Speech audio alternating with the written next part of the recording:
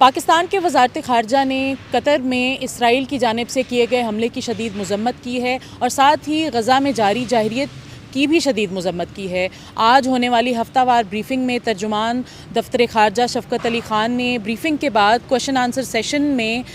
کچھ بیانات دیے ہیں جو کہ اسرائیلی وزیر اعظم بنیامین نیتن یاہو کی جانب سے حالیہ ایک بیان دیا گیا جس میں کہا گیا تھا کہ پاکستان میں مارے جانے والے دہشت گرد اسامہ بن لادن سے یہ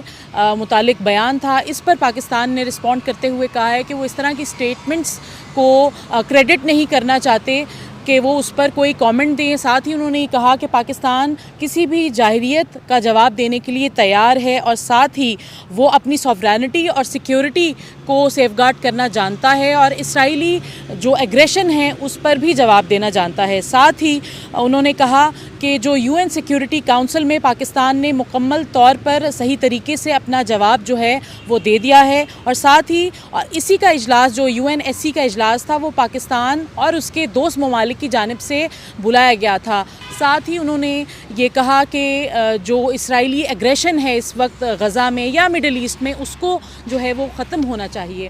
اس حوالے سے اس کے علاوہ جو ہے پاکستان کے جو ترجمان دفتر خارجہ ہیں انڈیا کی جانب سے پاکستان میں پانی چھوڑے جانے سے متعلق ترجمان نے یہ کہا ہے کہ پاکستان کو بہت ہی محدود انفارمیشن دی گئی تھی پانی چھوڑنے کی ڈیٹیلز کے حوالے سے اور جو پروویژنز ہیں جس کے حوالے سے جو ڈیٹیلز ہیں یا جو انڈس واٹر ٹریٹی ہے اس کی پروویژنز کے حساب سے وہ ڈیٹیلز نہیں دی گئیں۔ جو ترجمان ہیں انہوں نے یہ کہا ہے کہ 15 ستمبر کو ہونے والی عرب اسلامک سمٹ جو ہے اس کا باقاعدہ طور پر ڈیٹیلز جو ہیں اسپیسیفکس وہ شیئر کیے جائیں گی اور اس کے بعد بھی پاکستان جو ہے دیگر ممالک کے ساتھ مل کر ایک پلان پر یا ایک اسٹریٹجی پر کام کر رہا ہے۔